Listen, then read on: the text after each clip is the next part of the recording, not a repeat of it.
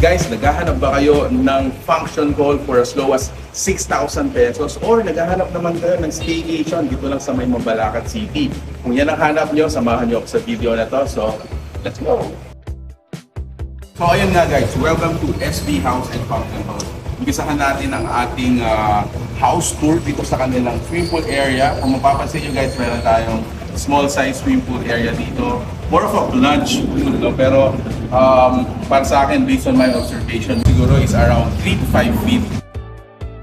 Okay, so dito naman yung kanilang function area. But before that, meron na tayo ditong common area. So pasok na tayo sa function hall. At this is what you will have. Ayan.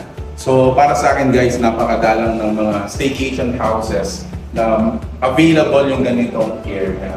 So this one is fit for up until 60 siguro occasion capacity, no, mga packs natin. This is a sample setup. Kung makikita ninyo, meron tayo ditong 4 tables. Pwede siyang upuan ng 10 chairs. In the middle is your backdrop, probably a small stage. Kung hindi nyo naman kailangan yun, this can fill up until 6 tables or 60 seats. So sa likod natin is yung kanilang music room or holding area. So this is the room. Take a look at this. You have a really large LCD screen. Internet is here. So Wi-Fi connected tayo. You have a large spa. Siguro this can accommodate para sa akin, right? Around 8 to 10 people. Fit for your video okay or even resting place. Speaking of resting place, pupuntahan naman natin yung kanilang rooms in which you can sleep.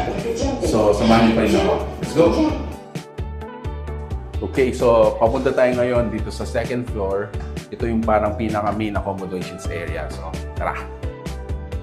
Pagpaling nyo dito sa second floor, ang bubungad sa inyo is yung kanilang recreation area. So dito guys, meron tayong 4-in-1 table. So meron tayong billiards, air hockey, at saka table tennis.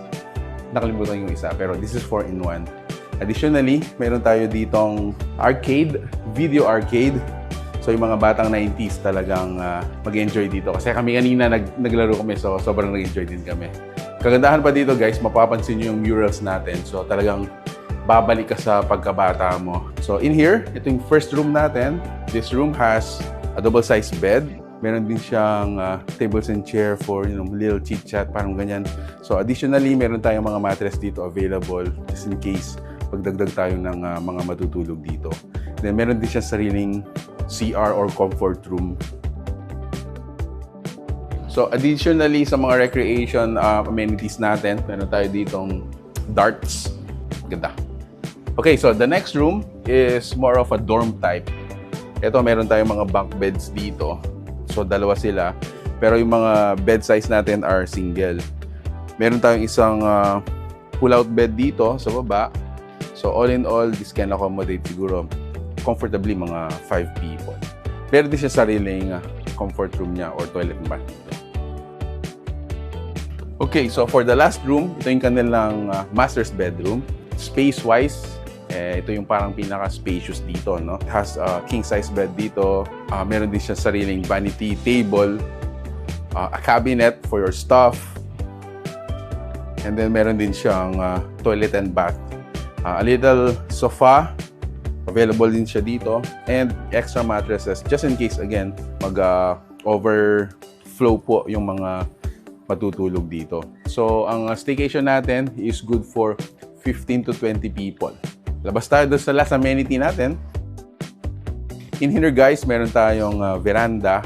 Ito, so it runs from the first room up until ayan, dito sa labas.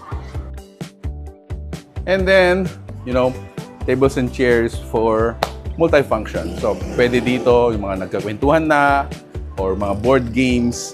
Yan, pwede nilang gawin dito sa kanilang veranda.